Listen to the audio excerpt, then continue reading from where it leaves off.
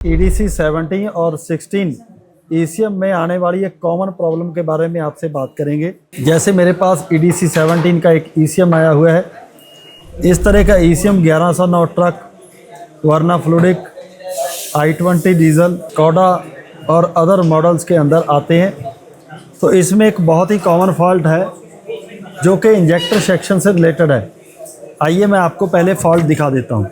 ये हमारी किताब आ रही है ECM ECU repair book, car, truck और BS6 के अंदर ये यूज़ हो रही है। इसके अंदर और चैप्टर नंबर 22 इंजेक्टर सेक्शन, ये इंजेक्टर सेक्शन के अंदर बात किया गया है। इसके अंदर मैं आपके साथ जो ये ECM है इसके अंदर मैं बात करूँगा। इंजेक्टर सेक्शन के अंदर दो तरह के फॉल्ट कोड आते हैं। इंजेक्टर लो से संबंधित ये सारे जो कोड हैं ये इंजेक्टर लो से रिलेटेड है। इसके अंदर नंबर 1, 2, 3, 4, 5 ये सिलेंडर बताएंगे हैं इंडिविजुअल एक इंजेक्टर का फॉल्ट है। और इसी तरह दूसरा जो सेक्शन है सर्किट हाई, इसमें P062B injector driver circuit fault, यहाँ पे ये कोड समझ में नहीं आता है। ये लिखकर ड्राइवर लिखा हुआ है, ड्राइवर का क्या मतलब है। इसी तरह BED 2146 P0200 इंजेक्टर ड्राइवर सभी में ड्राइवर आ रहा है। तो ECM के अंदर यदि हम लोग ड्राइवर देखते हैं, जैसे कि मेरे पास यदि कोई स्टूडेंट हमसे बात करता है कि सर P062D कोड आ रहा है, ड्राइवर इस ड्राइवर से रिलेटेड है, क्या मैं इस ड्राइवर को चेंज कर दूं, मेरा फॉल्ट क्लियर हो जाएगा? तो नहीं, इसका आंसर है नहीं। आपका 50% फॉल्ट क्लियर हो सकता है लेकिन 50% नहीं होगा। तो उसके लिए क्या किया जाए? तो फॉल्ट बेस्ड जो हम लोगों को इंजेक्टर ड्राइवर को छोड़कर अगर हम लोग बात करें तो इसके पास ये रजिस्टर्स लगी है लाइन में।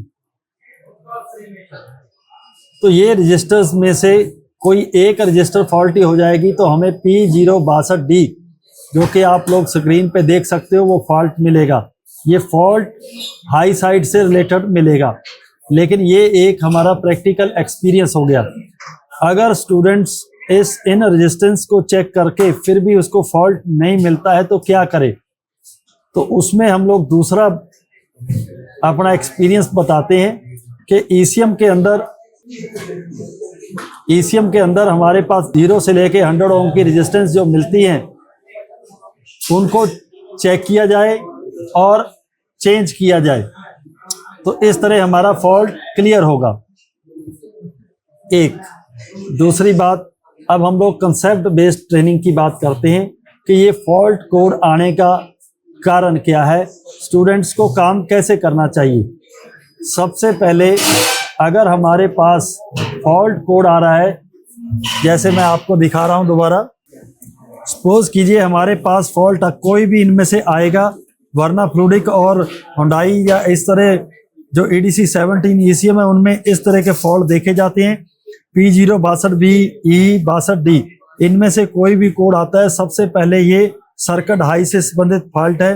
तो इसमें करना क्या है, यहाँ पे एक चार्ट बनाया गया है, यहाँ पे एक ड्राइंग बनाई गई है कि हमें पेन से लेकर हाई साइड को ट्रेस करना है। ट्रेस करने के बाद हमें एक मॉसफेट मिलेगा। ये मॉसफेट के थ्रू बाहर 12 वोल्ट जाती है इंजेक्टर के ऊपर। तो इसी तरह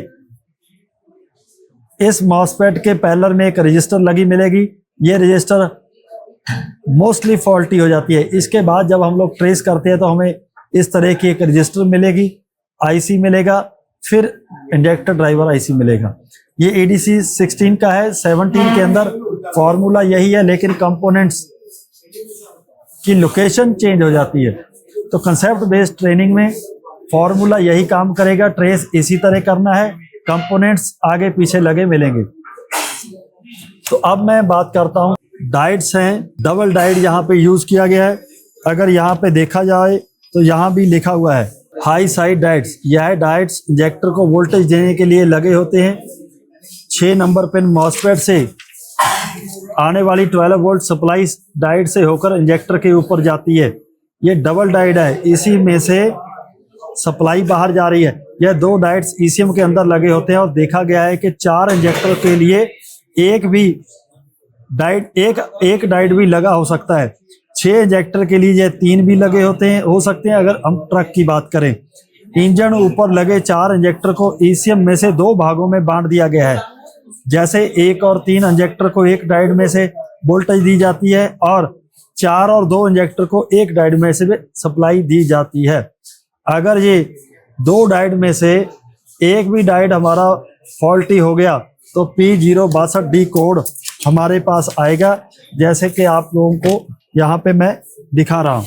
यहाँ पे देखिए, मैं ये 2 मेरे पास डाइड्स लगे हुए हैं, इनको मैं ट्रेस करके दिखाता हूँ। पहले मैंने पिन से यहाँ पे आया, यहाँ पे आने के बाद मैं अगर इधर जा रहा हूँ तो ये बॉडी ग्राउंड से टच है। ओके, अगर मैं इसको ट्रेस करता हूं तो मैं इन 2 मॉसफेट पे किसी एक पे पहुंच जाऊंगा, जैसे मैं आपको ट्रेसिंग करके दिखा रहा हूं। यहां पे आप लोग देख सकते हो।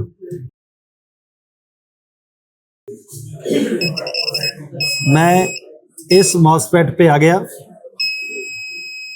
ये एक मॉसफेट है जो कि हाई सप्लाई देने के लिए 12 वोल्ट देने के लिए लगा हुआ है। अगर मैं इसके गेट को ट्रेस करता हूं तो यहाँ पे मेरे पास रजिस्टर्स आती है। ओके, अब इन रजिस्टर की वैल्यू मैं आपको चेक करके दिखा देता हूं।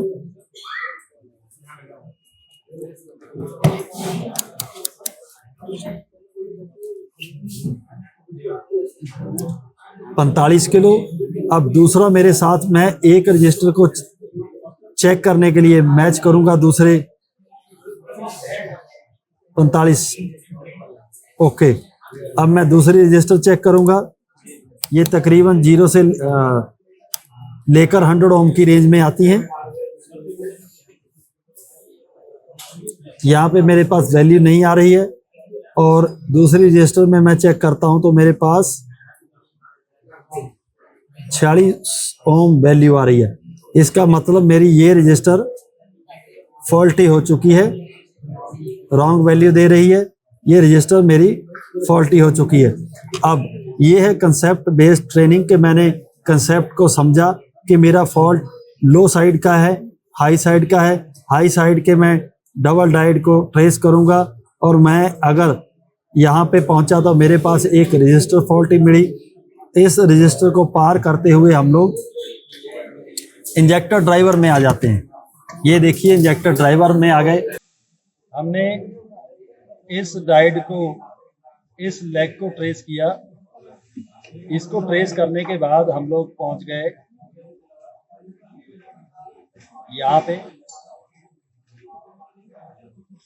इसको इधर ट्रेस करेंगे तो ये 12 वोल्ट से कनेक्ट है।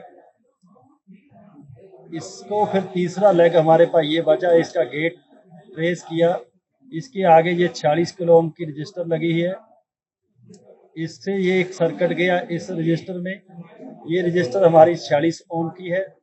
इसको आगे हमने ट्रेस किया तो आगे हम लोग इस होल में से, मैं आपको दिखा देता हूँ कि हम लोग पीछे दूसरी साइड, उसके बाद हम लोग इस होल से होते हुए हमारा सर्किट आ गया इस रजिस्टर के ऊपर। मैंने इस रजिस्टर को दूसरी तरफ से इस तरफ रख लिया। ये ट्रैक फिर इधर आ गया। वहाँ से ये 32 नंबर पिन है, 31, 30, 29, 28, 27 नंबर पिन। तो इस पिन के बाद हमारे आ गया इंजेक्टर ड्राइवर। अभी मैं आपको बात बता देता हूँ। यहाँ पे इस तरह हमें एक डायग्राम अपनी कॉपी के ऊपर साथ की साथ बनानी है। पहला डबल डाइड, इसको पार करने के बाद मैं सोर्स पे आया, एक मॉसफेट मिला था। इसको मैं ट्रेस करने के बाद ये हमें 12 वोल्ट के साथ कनेक्ट है। जब मैं गेट की तरफ आया तो मुझे 46 ओम की किलो ओम की रजिस्टर मिली। इसके बाद मुझे 46 ओम की रजिस्टर मिली जो कि फॉल्टी है। इसके बाद मैं बैक चला गया। बैक जाने के बाद मुझे 216 ओम की रजिस्टर मिली। इसके बाद मेरे पास इंजेक्टर ड्राइवर आया। तो ये अब मेरे पास सिर्फ ओनली ये रजिस्टर फॉल्टी है।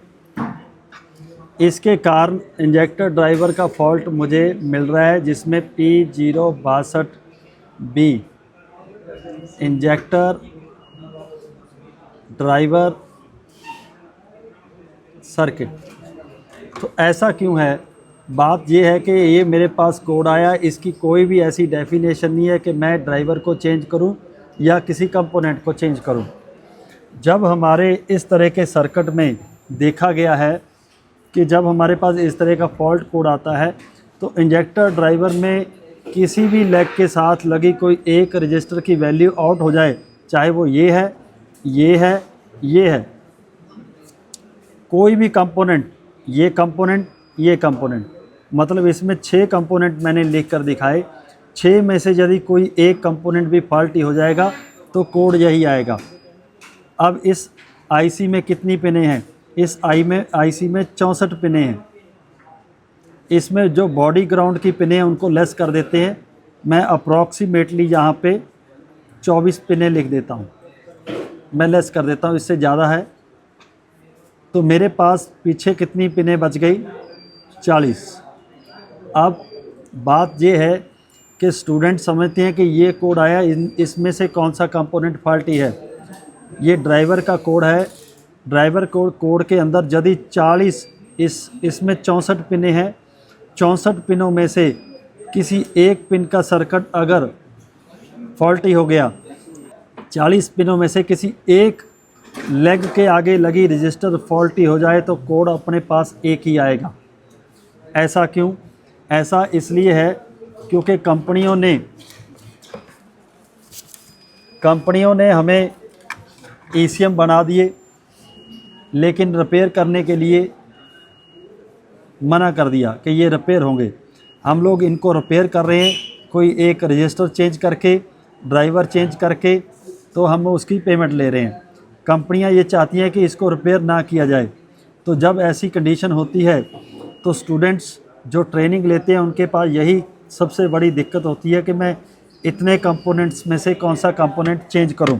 तो ये हमारी किताब आपको बिल्कुल सही गाइड करती है। इसमें लिखा क्या हुआ है देखते हैं। यह कोड इंजेक्टर ड्राइवर से रिलेटेड मिलते हैं क्योंकि इंजेक्टर ड्राइवर के आसपास 200 कंपोनेंट्स इंजेक्टर की स्विचिंग के लिए सोल्डर किए जाते हैं। मतलब कम से कम 200 कंपोनेंट्स लगे हुए हैं।